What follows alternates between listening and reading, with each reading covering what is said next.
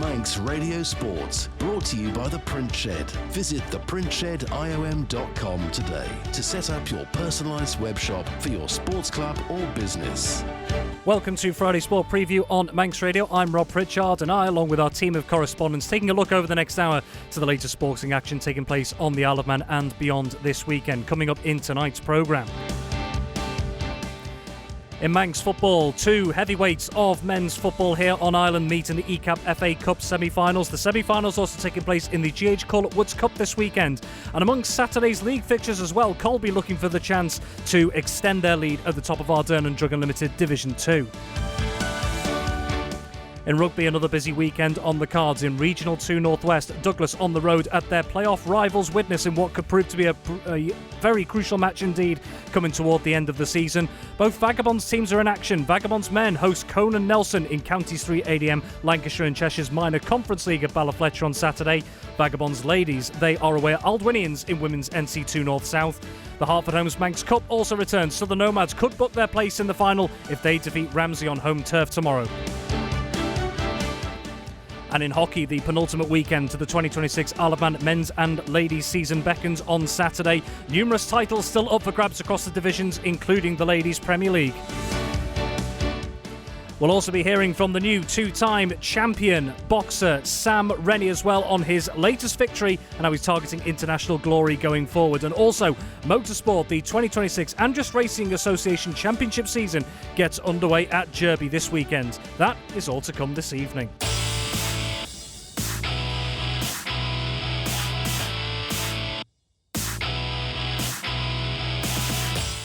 Welcome to Friday Sport Preview on Manx Radio. The time is just coming up to 28 minutes to 6, I should say, on what is another beautiful day here on the Isle of Man. We'll be hoping that the weather continues with this same trend going into the weekend. It's been some good respite, particularly for the football pitches across the Isle of Man. Boy, have we heard all about the struggles they've been through this season so far. Another busy football schedule on the cards this weekend, and that is what we're going to be turning to first of all. Joining us this evening, not in person, but from elsewhere, live is our football correspondent, Tony Mepham. And Tony, very good evening. It's been another very pleasant week on the Isle of Man in terms of weather, and I'm sure all those trying to get those pitches in working order will be very glad that it's been nice and dry over the last couple of days.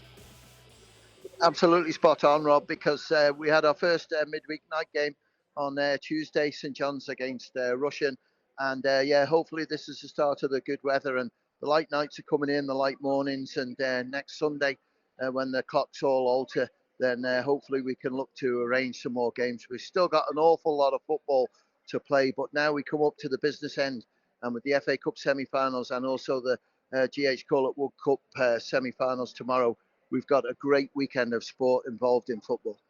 Indeed, actually, before we get to this weekend, let's turn to what you've just mentioned there, the first midweek fixture of the season, St John's United up against Russian United at Mullinaklowey earlier this week. St John's United, it was Joe Quayle hat-trick. He was the star of the show as St John's came from behind to beat Russian United by 3-1. What did you make of that particular result? I think it's a tremendous score for St John's because Joe Quayle, the big problem for him is he's not available every week for St John's, but with no Callum Taggart, no Dean Leese, it was sort of one of those that I think William Brown had to just change things around, and that's what he's done. And Joe Quayle was absolutely fantastic in scoring them goals. But, you know, to come back from one down as well shows a little bit of character of St John's. But by all accounts, it was a large crowd down there, which is what we want to see. Floodlit pitch, kick-off at 7. So it was basically played in dark the whole game. And it's just so nice to get them going. Next week they play Onken, the week after they play Union Mills, and then that should put St John's on 17 games, and it's a little bit tidier then because they play 24 in that league, but there's still some clubs way behind, and that's what we're trying to do, is improve their tally and get them closer to the other clubs around them. Indeed, well, that result in midweek put St John's United, they remain in 7th after that win, but moved to within 3 points of Onken, just above them in 6th. Onken, having played a game more, Russian United, though, with that defeat, lost the chance to leapfrog Laxey up into 4th as well. Turning to this weekend then, another hybrid weekend, if you like, of both Cup and League action taking place across Saturday and Sunday. Looking to Saturday's fixtures, we'll start with the Cup fixtures that are going to be taking place, and Tony, there's probably only really one place to start, I guess, and that is in the Ecap FA Cup, the first of the two semi-finals to take place this weekend. 2 o'clock kick-off at Balafletcher, and it's between the current top two sides in men's football on the island at the moment. Corinthians up against Peel, first versus second in the Canada Life Men's Premier League. Not a league match, Tony, but this really is a clash of the Titans this weekend, isn't it? Well, it certainly is, because I think it's advantage Peel for the league now, because what an amazing result, Rob. I know you've been involved in Manx football only a short time, but that was an absolute bizarre scoreline last week where Peel beat Onken 12 goals to 1. And when you look at the goal scorers, Thomas Brown, he got 4. Jason Chalmer got a couple of goals. Lee Gale got 3. Just an outstanding performance by them. And I just wonder if that forward line has just gained a little bit more confidence, because Sam Kenyock has come into the starting lineup again alongside Finn O'Donoghue. And those two really do gel together for Peel. And when you've got Owen Dawson just behind them, it's a real strong team. Corinthians, to me, have got to pick themselves up. I know they're a bit disappointed, sort of drawing against Ayr United, that 1-1 scoreline. But they've got players coming back into fitness as well. And probably the big one and the big decision for Ben Qualtrough to make is whether to include Dan Simpson in the starting lineup tomorrow. I think he's going to take that chance, because this is a huge game at Balafletcher. And with the form of Connor Clark, a little bit quiet last week, but hopefully himself and Sean Doyle could cause problems up front. And then defensively with Beren Colley coming in, Noah Vowles, Stuart Smith, he didn't play last week. So we'll wait and see if Stuart's involved in that starting lineup for Corinthians. But Jack Moyer's done a really good job in that team as well. I have to sort of, with a sinking heart, go for Peel. I just think that result last week, Rob, was absolutely amazing. To once again repeat myself, Peel 12, Onken 1. That's unbelievable. All right, and that's the first of the semi-finals. Another team into the semi-finals already is St Mary's. They're having to wait to find out who their opponent is, because the remaining of the Ecap FA Cup quarter-finals also takes place tomorrow between two teams that are licking their wounds a little bit, Tony, because Onken, you mentioned, thrashed by Peel last weekend in what was a bit of a shock result for some, up against the Russian United side who, aforementioned, lost in midweek. Yeah, exactly. And let's have a look at Onken first, because all I've sort of heard this week is, Onken's team, there's a lot of players missing. I looked at the team sheet, not for me. Those players are very familiar in that first team setup. And when you look at Josh Kenyock back in, he's been missing a few games, but he played last week. And Patrick Riley's been tremendous at the back for Onken. Carl Presley as well. Forward line speaks for itself when you've got Andy Asbridge, you've got Tom Creer, and also Ethan Levers coming at you. You know you're going to have a problem. But Peel contained that last week. As you rightly say, Russian midweek against St John's. I think they took the lead after 15 minutes, and it was young Charlie Kelly got a goal in that one. But after that, it just seemed to go pear-shaped for them. But they've got good players in there, and if Cameron Dudley and Lachlan Denham can step up and try and get the goals for them, then Russian could have a really good chance to get through to the semi-final against St Mary's. But I think certainly Onken will have looked at things, tried to put things right, and I think they'll get it right tomorrow afternoon. It'll be an Onken against Peel semi-final the week after. That's the Ecap FA Cup action this weekend. The GH Call-Up Woods Cup semi-finals also take place tomorrow, both games kicking off at 2 o'clock. All cup games this weekend kicking off at 2 p.m. on Saturday. First off, down at Clackvane in the south of the island, it'll be Malou. They'll be hosting Moran, Tony, who are creeping up that Ardern and Drug Limited Division 2 table. 6 points off the top two at the moment, and with 3 games in hand. Again, league form aside here, these will be two teams coming into this with a good deal of confidence, you'd imagine. Absolutely, and I think certainly with Moran, I know you've got a soft spot for them at the moment, because we both looked at them a few weeks ago and just thought it's going to be a tough act for them to try and get involved in this promotion battle. I know this is a cup game, but they want to get to a final. It'd be a huge lift for the club, because after getting relegated, you just wondered where it might go for Moran. Well, the players have stayed loyal. They made some really good signing, and David Brew's done a great job in gelling them all together. And when you look at that game, last week, that 7-0 win against D&D. Harry Barton with a couple of goals, Carl Hartman with a hat-trick, Connor Gilbert and Alex Marley. He's got pace to burn. Then you just look at Moran and here are going to make it so difficult for Malou. But you look at Malou's recent results. Drew with Pulrose last week, 1-1. Then they beat Colby the week before, 1-0. Then they're absolutely flying, because they also had a couple of wins after that against St George's. And when you look at it, yes, defensively they can be a little bit shaky, because beaten by Castleton, I think it was 5-1. Then they lost to Russian 9-1. And then that real awful game against Ramsey Youth Centre where they got 10 put past them. It just shows you that Malou can be vulnerable at the back. I think Moran are going to win this one and go through to the final, which will be played on Good Friday. The other semi-final sees Ramsey Youth Centre and Old Boys fourth in Division 2, just for some context, 7 points off Castletown in second, so still with an outside chance of pushing for promotion this season. They're going to be hosting Douglas Royal. Yeah, I haven't got a clue where this one's going, Rob. I'm sorry to let you down on that one, but certainly the last win against St George's 3-0 was convincing for Youthy. There's good form coming from Dylan Bullock and Declan Cowell as well. Dylan Parrish has been scoring some important goals. And when you add to that Leighton Ballard and also Tom Hall, they've got people who can score. But don't count Douglas Royal out because they beat Pulrose in the Cup, so it shows their credential. Bailey Ashton's their top goal scorer. Jordan Cowan will try and support him. Sam Greasley as well can score goals. And with the form of Josh Harrison and also the goalkeeper James Lowy, then Douglas Royal have got it in the cabinet to try and get something out of this game. But I think Ramsey Youth Centre, with the season that they've had so far, I just think Ramsey Youth Centre will just edge it against Douglas Royal. But don't be surprised if this doesn't go to extra time. So those are your cup fixtures taking place tomorrow across the Ecap FA Cup and GH Corlett Woods Cup. All cup fixtures, just a reminder, tomorrow kicking off at 2 p.m. and, of course, taking into account the possibility of extra time and penalties if any of those ties are level after 90 minutes. Turning to tomorrow's league action, starting slightly later at the 2:30 p.m. kickoffs across the respective divisions. 4 games in the Canada Life Men's Premier League this weekend. And Tony, just taking a quick look at the 4 fixtures there. Douglas High School Old Boys in real trouble at the moment, trying to claw themselves out the relegation zone at the moment. 8 points from safety, hosting St John's, who won in midweek. Yeah, I think with Old Boys, you've got to look at the result last week, lost 4-1 to Laxey. You know where the problems are. I don't know what's going on because Martin King's not available at the moment, but Robbie Ward played for the combination. So Robbie's the manager of the first team. So I just wonder if things have maybe altered there. But Callum Yates has been scoring goals. Cameron Brew can score as well. Good goalkeeper and Sam Holliday. I think Old Boys can do this. But I think that result midweek for St John's, Joe Quayle was absolutely on fire, as we've already touched on. Rhys Oates has probably had his best game midweek in the St John's colours, or back in the St John's colours. And with Joey Savage playing really well, it just points to me that St John's can win this. And with defensive partners, I think tomorrow Andrew Chadwick will drop back. Sam Ingham will be in there as well.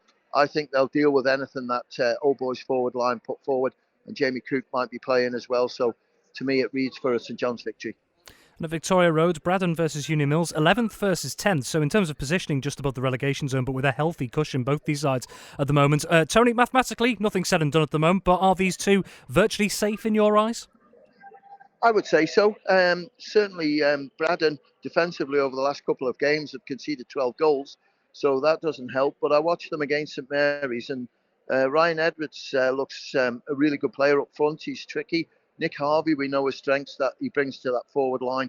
But Dan Kinraid's probably had a quiet season to his standards. He's sort of won the Division 2 Player of the Year and also silver boots. But with Ibanez in there, George Burrows signing for them. Charlie Gibson as well has got first team experience from Geordies. William Sale scored a goal against St Mary's. I would just say that Braddon will have a really good go against Union Mills. But, Union Mills have got a forward line that, most clubs in the Premiership would like. Tyler Hughes, you've got Jordan Crawley in there as well. Dominic McCarry-Brennan. But Alex Higgett and Freddie Quilliam have been playing really well. I think this is going to be a draw, Rob. I really do. Then elsewhere, Laxey in 4th at the moment have the chance to move up to 3rd ahead of St Mary's when they face Ramsey this weekend. Yeah, I think Johnny Palmer tweaked with it last week. Got the best out of Ed Canna. He got a couple of goals. So that's good to see him back on the score sheet. Eric Hill as well scored. Charlie Robinson. I think Ethan Hawley's back in the squad, which makes them stronger. And Cameron Avery and Tom Cowan at the back will keep things nice and solid. And with the deliveries that Joe Walters provides up front for Laxey, he will put the pressure on Ramsey big time at the back. But, Ramsey, good result last week. They're gathering momentum, 4-1 against Union Mills. And, people like sort of Connor Bloom, Jack Gilbert, Dylan Pickles, really good to see them playing there. And Callum Hutchin and Jamie Corlett, I would think, will be the two centre-backs. Close game, but I think Laxey will just edge it. And elsewhere at Billigo Park, Foxdale, who are of course still rooted to the bottom of the Canada Life Men's Premier League, they got their second point of the season last weekend in a 3-3 draw at St John's United. They're hosting Ayr United, Tony, and Ayr United themselves got a good result against Corinthians last time out. Do you think both of these sides, by their standards, will probably think things have been underwhelming and maybe challenging at times this season, but the last couple of results, respectively for both of them, will that give them a bit of hope and a bit of optimism? Definitely, I think Foxdale and Ayr will take a lot from last week's games. Foxdale, as you say, drew with St John's 3-3. Just lost out to 5-4 to Russian in the game before that, and just lost out to Peel 2-0.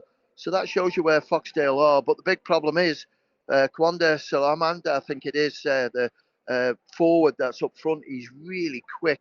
Got sent off last week, so he won't be available tomorrow. But, Liam Cannon, Jay Chatwood can score goals for Foxdale. So staying up in the Premiership, I think it's no chance. But to go down with character, I think that's something Anthony Corker will be saying to his players. Let's just show them how good we are, and we'll look at it again next year. But Ayr United, I looked at their team sheet, and it just surprised me that they even got close to Corinthians.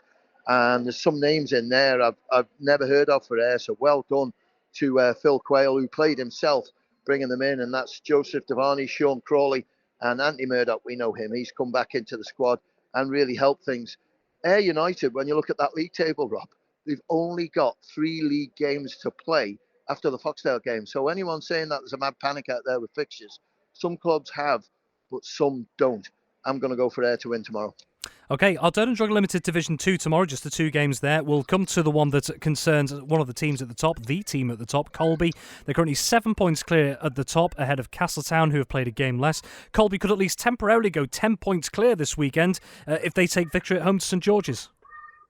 Yeah, and I think they will, because I think St George's, who lost out to Ramsey Centre, are 1 or 2 players missing tomorrow. But if they've got the likes of Chris Kelly still in there, Kai Jones, Jonathan Quirk, who's been outstanding for them this season, Alex Ringham, I know him from past, really good young player. He's only, 19, 20. So St George's will have a go. But I just think Colby, you could see the buzz after the final whistle went last week, Rob, and Kieran Smith with that important first goal and Seb Spears with the winner just give them a huge lift. And I have to say, well done to Nick Clegg, who normally plays centre-back. But for the last 3 or 4 games I've watched him play, he's playing in goal, and he's a big guy. He's tall, and he's just being able to stop the ball going into the back of the net. And I thought it was a bit of an off day for Colby last week, but I think they'll get it right. And I think Colby will keep the pressure on the top of Division 2 as they home in to possibly take that league title. But they've got an awful lot of games to play, so it can go pear-shaped very quickly. And the other game that's going to take place, Governors Athletic, they'll host Pulrose United. Yeah, and when you look at Governors Athletic as well, they're 9th in the league, but they've only got 5 league games left to play after they've played Pulrose. So good players in there. Fabio Capito's been playing well, Carl Jackson, Daniel Levine as well. And when you've got other people like Jeff Murphy, good experience, Bill Sweeney as well, then Governors will hopefully sort of mix it with Pulrose. But they've had a bit of a hard time of late, and that defeat against Peel in the Cup sort of hurt them. But they had a good result, a good battle against Maloo in that game where it finished up 1-1. Canoper on the score sheet on that one. But, Brian Lowther, James McQuinn, McGinn add a lot to that team. I just think Pulrose will be too strong. They're 5th in the league to Governors 9th. I think that says it all. OK, well, we've got a couple more minutes, so let's quickly take a look through the combination leagues, Tony. So in Canada Life Combination 1, 5 games this weekend. Yeah, it is, and I haven't got the fixtures with me, Rob, but if you can help me through them quickly. But I know there's some big important games in there as that title runs in towards the end of the season. Yeah, I can tell you, Union Mills versus Braddon, Ramsey versus Laxey, Russian United versus Peel is one that stands out, St John's United versus Corinthians, and Ayr United versus Onken. Yeah, I think St John's and Corinthians will be quite interesting because, St John's have got 1 or 2 back. I know Corinthians have lost 1 or 2, but Ramsey's the team to be looking out for, and they've still got games in hand to play. But Russian against Peel, I know Peel had a good win recently, 5-1.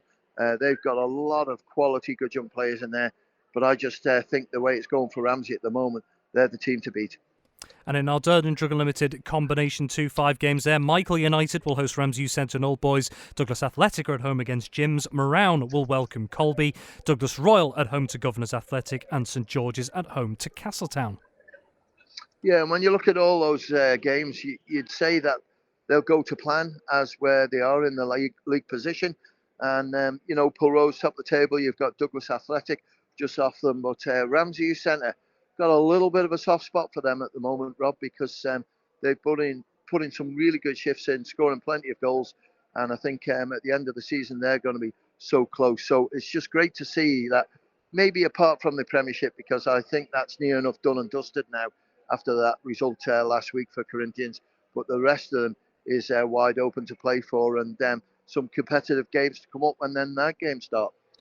And those are Saturday's games. Turning quickly to Sunday, we have a triple header of fixtures in the Canada Life Women's League, Tony. Onken up against Douglas Royal, Russian United versus Corinthians, and Malou versus Union Mills. And for Corinthians, Tony, especially with Peel not playing this weekend, a chance to close the gap at the top. Yeah, it is. And, Peel at the moment, it's advantage to them because they beat Corinthians earlier on in the season. But been a bit frustrating for the girls because a lot of the games have been getting postponed or walkovers handed. And next week, Rob, just to let everyone know, it should be on full time now, is that the full round of first round games from the FA Cup will all go ahead next Sunday, the 29th. So we'll put those on. But the Onken game against Douglas Royal, Rob, it's only just hot off the press. That game will be moved to Bala Fletcher. So the Onken v Douglas Royal will now be Douglas Royal against Onken. But I'd expect in that one Onken to sort of make it difficult for Royal. But you can't forget Royal got through to the Floodlit Cup final. But the other games should sort of be wins for the stronger team because, out there, Peel are so much stronger than all teams, I think, at the moment. And they even put that ahead against Corinthians because it showed in the Cup they're really competitive. And, Dylan Burks has done a great job as manager. Indeed. So, yeah, just a reminder there, if you missed it with Tony just there, Onken versus Douglas Royal in the Canada Life Women's League, the 2 o'clock kickoff on Sunday. That has now been moved to Bala Fletcher. Just finally, very quickly, Tony, busy schedule for Masters football. 4 games, Corinthians versus Laxey, Peel versus ARA United, Colby versus Union Mills, and Douglas High School Boys versus Douglas and District. Yeah, we've lost the Peel against ARA United game. Unfortunately, can't field the team this weekend. So I'll be making a few phone calls shortly, Rob, just to move one of those games that's being played on grass to the bowl. We'll try and get that one switched over because there's no point in having the bowl pitch lying there not being used. So we'll try and get in touch with the 4 clubs who are playing on grass and see if we can get one of those fixtures moved to the bowl. I think it's 3:40 kickoff. Excellent. Well, Tony, thank you very much. As always, we'll catch up with you soon. So, yes, just a quick reminder for Saturday's fixtures. All games in the Cup competitions, Ecap FA Cup and GH Corlett Woods Cup games will kick off at 2 o'clock, the slightly earlier time, taking into account the possibility of extra time and penalties if required across those games. And league games on Saturday, 2:30pm kickoff across the respective divisions. On Sunday, the Canada Life Women's League. 3 games there, kicking off at 2 o'clock on Sunday. And then in the Masters football, a number of different kickoff times. If you want to keep an eye on those, please do head on over to manxradio.com for more details. Manx Radio Sports, brought to you by The Print Shed. Visit theprintshed.iom.com today to set up your personalised web shop for your sports club or business. OK, turning our attention to boxing. And in the last week, the Isle of Man has seen one of its professional boxers become a champion for a second time in less than a year. Manxman Sam Rennie recently lifted the ANBF Australasian Super Featherweight title in Australia, adding to the WBC Australasian Silver Super Featherweight crown he won in May last year. Well, following his latest success, which also keeps him undefeated at pro level, he now has his eyes set on international glory and making himself known in the sport elsewhere around the globe. Well, I've been catching up with Sam this week to hear about his plans following his latest victory and also how it feels to be a 2-time champion. It's hard to find the words to explain. I'm pretty sure I said that last time, but pro boxing's been around the Isle of Man since the early 1900s, and we'd never had a champion once in the history of the country.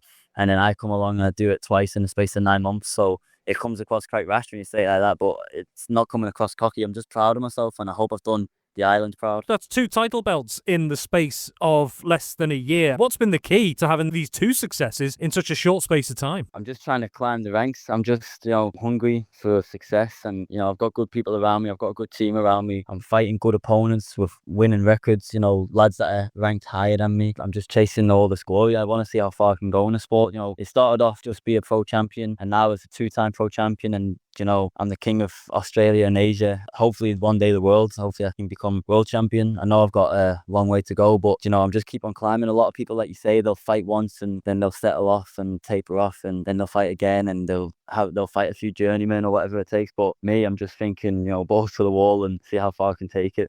Whether it's the short or long term, I know it's only just been a couple of days since your last fought, but in terms of plans going forward, have you got anything specific or I suppose more general in mind over the next few months? I've got a few things I'm in talks with, a few international fights. Can't say too much or get in trouble, but I was straight onto the phone to my manager the next day, and we're looking at some international fights now. I feel like I've done what I can on the domestic scene. I would love a homecoming show again. I've said it almost every time, but I'd love to fight in the Isle of Man and get a show on over there, or at least across the pond in Liverpool or something close to the Isle of Man. So we're trying to get something like that sorted, but we're definitely looking at an international fight in the near future. That is Ireland-born professional boxer and now 2-time champion Sam Rennie on his latest victory, lifting the vacant ANBF Australasian Super Featherweight title last weekend, adding to the WBC Australasian Silver Super Featherweight crown that he won in May last year, also keeping him undefeated in the professional ranks with 8 wins from 8.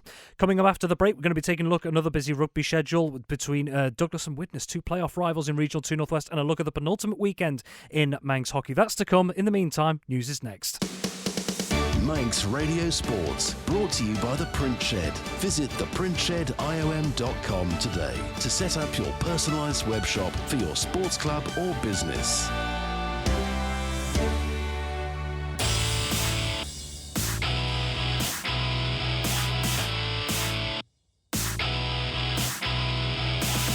Welcome back to Friday Sport Preview on Manx Radio. Just approaching 5 minutes past 6, turning our attention to a busy rugby schedule this weekend. Among the notable points of discussion in Regional 2 Northwest, Douglas, it's not quite make or break for them just yet, but a big game on the cards this weekend on the road. They face one of their playoff rivals as they continue to push for that outside chance of promotion. Both Vagabonds men's and ladies teams are in action this weekend, home and away respectively. The Hartford Homes Manx Cup also returns this Saturday, with one of the sides having the chance to book their place in this year's final. To take a look at everything as usual is our rugby correspondent Dave Christian, and Dave will turn to Douglas first of all. Big game for them in Regional 2 Northwest this weekend. They're heading to Widnes. Douglas and Widnes 5th and 6th in the table respectively, and for both these sides, as I mentioned, it's not make or break yet. Still a lot can happen, but for these two sides, if they have ambitions of promotion, this is a big game where they have to take something.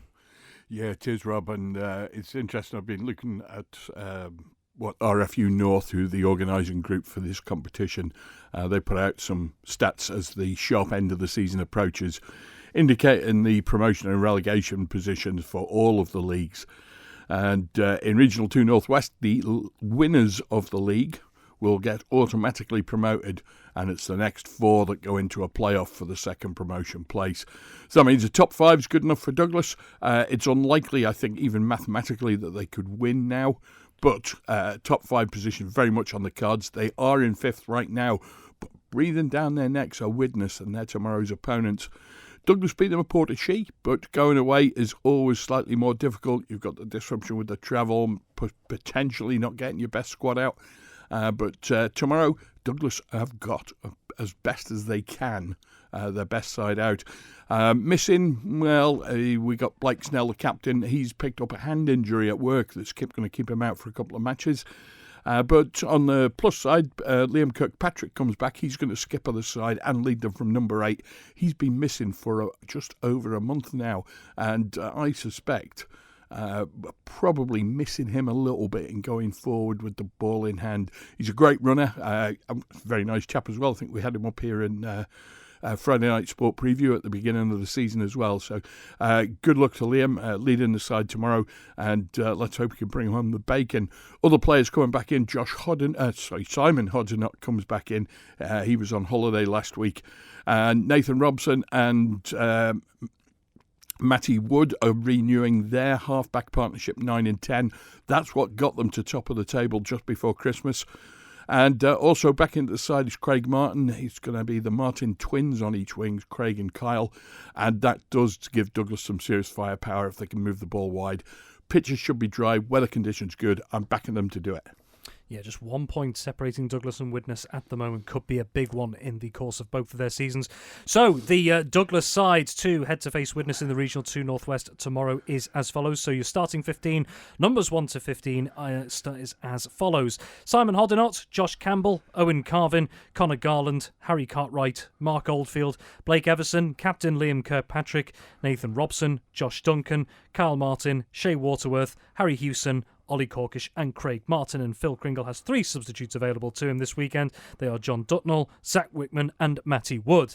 Turning to the 2 Vagabonds teams, both the men's and ladies squads in action this weekend. Turning to Vagabonds men's side in Counties 3 ADM Lancashire and Cheshire's Minor Conference League, back on home soil, and they're going to be facing Conan Nelson this weekend, Dave. Yeah, it's... I don't like to say dead rubber because nothing's really a dead rubber. These players are very keen. They've been working very hard. They want to go out there and get results. But I suspect from what we've got from the first phase of the competition, with Vagabonds finishing third from bottom, I think with 14 points off the top of my head, might have been 12. Colin and Nelson had some points deductions for rule infringements, and they actually finished bottom with 7. So those points get carried forward into the minor conference, which means it's very difficult if you had a poor start to your season to be able to continue it. And I think we're going to see that for both of these teams, irrespective of what recent results go by. Vaggers just lost out at Congleton last week. I'm going to do them a disservice if I say they weren't at full strength, but they had what they had. That was full strength last week. But it isn't the first choice team. We haven't seen a team come out of Ballafletcher just yet today, but hopefully we'll get one later on. We'll get an indication of who's fit and available. But with home games, you're going to expect the captain, Daniel Bonwick. He's fit again from his groin injury. We would hope to see Cam Finley there. We would hope to see Gavin Turnbull there. Ed Knight as well, he's very important for them, whether he plays in the back row or the centres. If they can get all those big guns out and firing, I think they're going to give Colin Nelson a tough time at Ballafletcher. And just to add on to that, actually, with Vagabonds, he has a 4th in that little minor conference league table, and teams have only played either 2 or 3 in the case of Hoylake leading the way. But Vagabonds, at the moment, of those 2 games they played, they boast the best defensive record in the minor conference league so far. Admittedly, only 2 games played, and then 3 for Hoylake at the top. No team news yet from Vagabonds men's side at the moment, as Dave has just mentioned. We'll turn our attention to Vagabonds ladies in women's NC2 North-South. They're on the road at Aldwinians. Yeah, Aldwinians were a bit of a quirky side. In the run-up towards Christmas, they were bottom and they struggled for points. Vagabonds beat them 10-0. I think it was a weather-affected Ballafletcher. It wasn't a game I was covering, but I suspect it might have been a little bit damp up there. 10-0 wasn't a big score in the great scheme of things, particularly when you're playing the bottom side, but Aldwinians have gone on, they've picked up some more points. Bury are bottom right now. Aldwinians, off the top of my head, have beaten Didsbury, which is a decent enough scalp, and they've run Macclesfield very close. Vaggers have got a very strong side out tomorrow for once. Getting the girls together and getting them to make the trip was always the big ask, and to go for an away trip like this is it's fantastic to get the full strength out.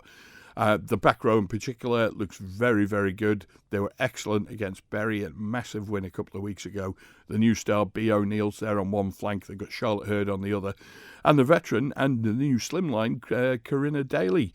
Corinna is looking fitter and stronger than she ever has done. Yes, she's wearing knee supports, but we all need those from time to time. So fair play to her. She scored 2 tries against Bury, and I think she scored as well in the away game where she started in the number 10 jersey, which is very unusual for a player who's either played prop or number 8. So fair play to them. The back line's looking great. Freya Crow's going to be out there, and Freya Crow and B. O'Neill are the 2 players who really have made a difference for Vaggers with their try scoring this season. If they're on form, I think we should see Vaggers put up a very good fist of it away at Aldwinians. And the Vagabonds ladies squad to face Aldwinians tomorrow is as follows. So here is the Vagabonds ladies starting 15 in order. It is Becca Hicks, Maisie Murray, Greba Tasia, Sharon McCarrick, Georgie Quayle, Charlotte Hurd, Corinna Daly, B. O'Neill, Sammy MacDonald, Lauren Ellison, Leona McGovern, Becky Dunn, Holly Shea, Rosina McNair and Freya Crow. And there are 3 substitutes available for Vagabonds ladies. They are Christine Miller, Gabby D'Oliveira and Rebecca O'Neill. And finally in the rugby action this weekend, here locally on Ireland, the Hartford Homes Manx Cup returns to action once again, and a big chance for 2 sides to make an impression, in particular the home side, who could book their place in the Manx Cup final this year with a victory on home soil at Ballakilya Park this weekend. Southern Nomads are going to be hosting Ramsey, Dave. Yeah, indeed. And a win for Southern Nomads tomorrow would not only give them qualification for the final, but actually would determine the final. It will be a Southern Nomads versus Douglas Celts final. If Nomads just need to pick up 2 points. So they could still lose against Ramsey tomorrow, but as long as they get a losing bonus point and a try bonus point, they go through to the final. They've got a game left in hand as well. That's against Douglas Celts on the 25th of April. So plenty of chances there for Douglas. Ramsey need a big win, and that's it. If they get anything less than a 5 points tomorrow, they're dead and buried. They're pretty much dead and buried anyway, to be honest. They've played 2, lost 2, and have no championship points at all. There's no winning bonus points, there's no try bonus points, there's no losing bonus points. It's 0 points. So Ramsey, it's a last chance saloon, and even then it's highly improbable that they progress any further. So Southern Nomads, it's all there for the taking for them. I've seen both teams both squads have been named. Ramsey struggling a little bit with a couple of absences, and players like Captain Josh Coutinho, he selected himself on the bench for tomorrow. That's to give himself a little bit of a break. He struggled with a hamstring for a little while, and he can sit this one out and look forward to the league campaign, which gets back underway next weekend with a trip to Colne and Nelson, who are Vagabonds playing. It's a high-stakes game down there at Ballakilya Park. Kick-off is 2:15, and we'll be covering that one for Saturday Live. Excellent, David. Thank you very much. So just a reminder on those kick-off times tomorrow. Regional 2 Northwest, Douglas's trip to Widnes, that getting underway at 1:30pm. At the same time, 1:30pm, County 3 ADM Lancashire and Cheshire Minor Conference League. Vagabonds will host Colne and Nelson at Ballafletcher. Women's NC2 North-South, we've had confirmation of Vagabonds ladies' trip to Old Winians. That will kick off at 1pm at Drawlsden Road. And in the Hartford Homes Manx Cup, Southern Nomads hosting Ramsey at Ballakilya Park, kick-off at 2:15pm. Coming up after this short break, we're going to be taking a look at hockey next of all. The penultimate weekend of the 2026 men's and ladies season on Ireland, with several titles still up for grabs. Manx Radio Sports, brought to you by The Print Shed. Visit theprintshediom.com today to set up your personalised web shop for your sports club or business.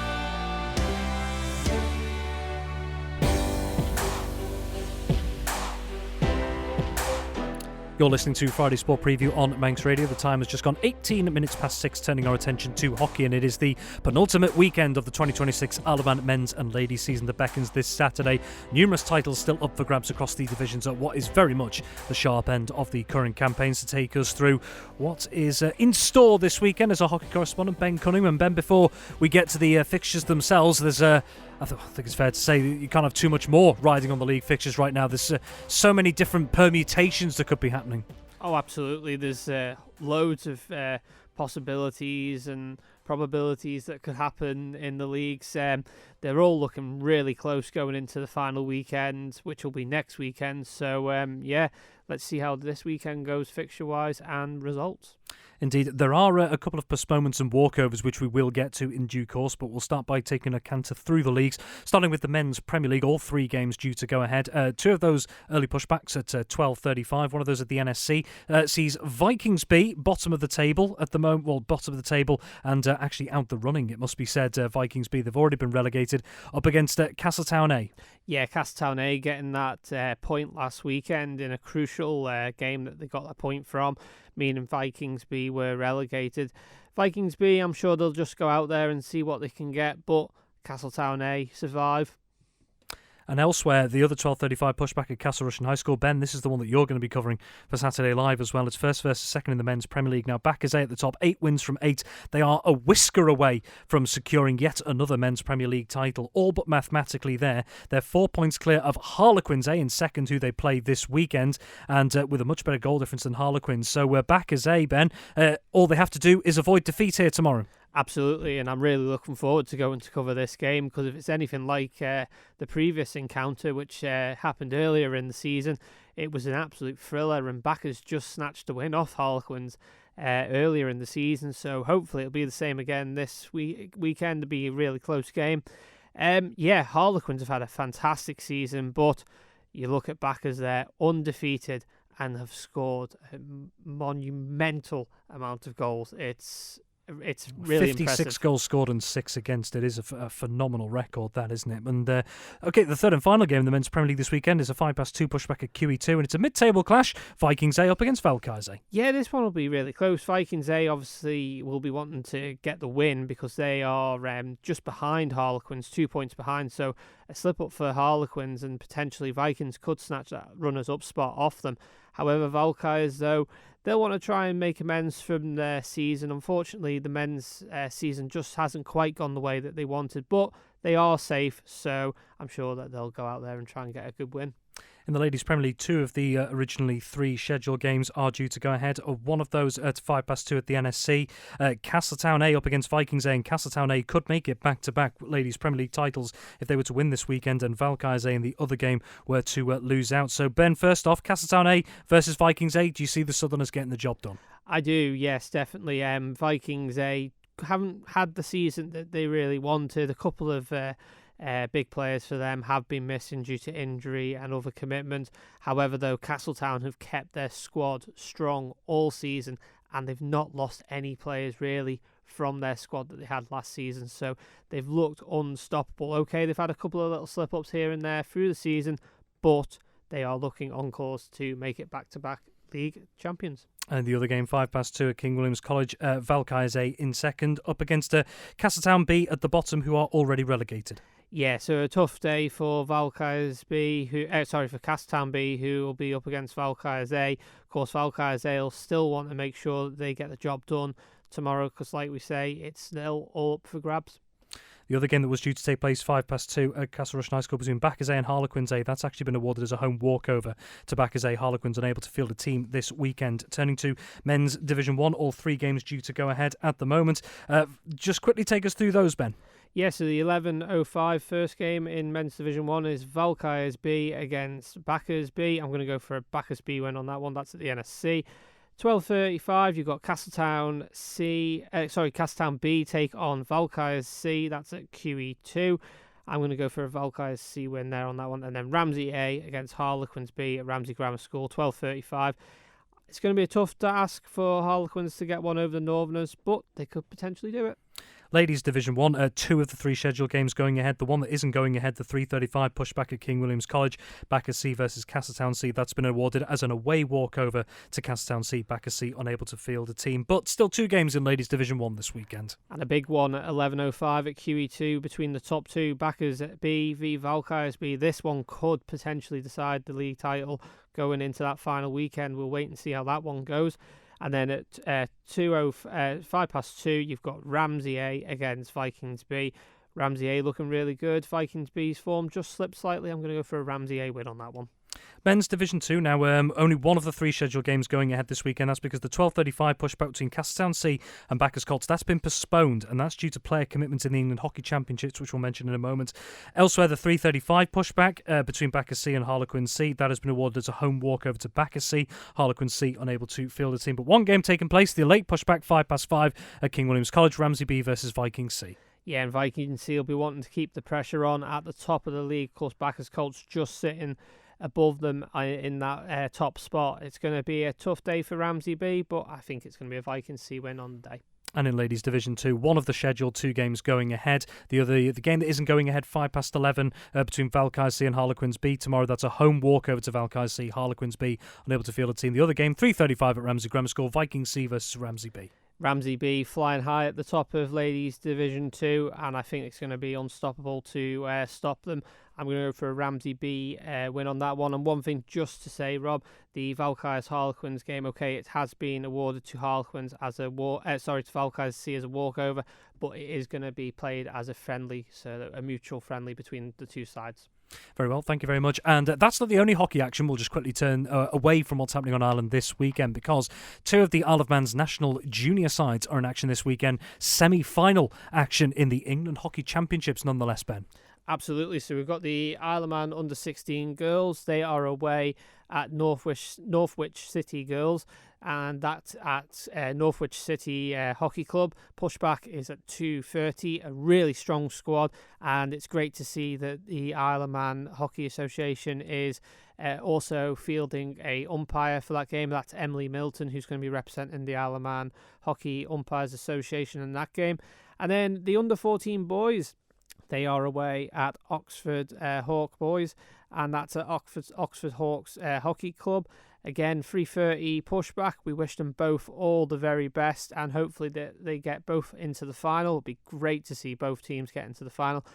As I say all the time though, Rob, both squads, it's great to see a mixture of all clubs represented, and both squads look really good. A couple of names there that really do stand out. I could name a few, but they all really are great players, and they're going to go far. Indeed, and just think off the top of my head, of course, a couple of seasons ago we saw the Isle of Man under-16 boys go on to win their England Hockey Championship competition. We saw another final that the specific team escapes me in just this moment as well. Senior ladies, they got into the final, just lost on flicks of their competition. So yes, best of luck to the Isle of Man under 16 girls, under 14 boys. Excellent, Ben. Thank you very much indeed. Manx Radio Sports, brought to you by The Print Shed. Visit theprintshediom.com today to set up your personalised web shop for your sports club or business. Finally tonight, we turn our attention to motorsport, and this weekend marks the start of the 2026 Andris Racing Association Race Championships in the north of the island. The first competitive action at Jurby Airfield will get underway on Sunday morning, and ARA Secretary Neal Champion says there's already good demand to take part this season. Pretty much pent up. It always feels like a long winter. Actually, our season's has already started, really. We had a test day 2 weeks ago, which was really well subscribed. I think something like 45, knocking on 50 riders out there just checking their bikes for the winter. Some people have got new bikes. Some people have had their bikes completely in bits and back together again. Some people haven't touched their bikes but wanting to give them a run and make sure they're all right. So, yeah, it was actually a really good day. Lovely weather. This weekend coming is our first full race weekend. Test day on Saturday, and then full programme of races on Sunday. So you've already mentioned a couple of numbers there who took part in the test sessions. In terms of those numbers, how good is that in terms of, the sort of demand that you see around this time of year going into the season? Yeah, the start of the season is always good. People are keen to get back out there, but actually this is, I think, even better than normal. In fact, the race entry for Sunday is as high as we saw during COVID times, when the island was happy to go around its business, but nobody could go across. We've got over 70 riders with us on Sunday. We haven't seen that sort of number since the COVID year, and we've got a pretty good entry. I think about 50 or 60 on the Saturday as well, so really good. So we've got 7 different classes, which I could go through, but basically it'll get too detailed, but really mostly solo bikes, i.e. two-wheelers. We've got a sidecar class as well. We don't run them at every single meeting because basically there aren't really enough bikes on the island to run all year, but they're going to be out on Saturday and Sunday. I think we've got 5 outfits entered on Sunday, which is pretty good. We've got the Open Championship, which, as the name implies, that's the top one. You can run anything as fast as you like there. Post-classic class, we've got something for twins, the CB500s, and also for the up-and-coming riders, we've got the novice and clubman. This year we're splitting that in 2 because it's really well subscribed, so we're having an A and B race for that class as well. That was Andris Racing Association Secretary Neal Champion there, ahead of their first race weekend of the current campaign. So on Saturday, the test session, entry for adults £3, under 16s go free, and on race day on Sunday, adults £6 entry and under 16s also free on race day there. And plenty more information on all the fixtures throughout the season on the Andris Racing Association website. That's just about all the time we've got on Friday Sport Preview this week. Many thanks to my guests, our team of correspondents as always. And have yourself a wonderful Friday and a wonderful weekend as well. And don't forget to check out more sports news over at manxradio.com if you want to find out more details. Until next time, though, it is bye for now.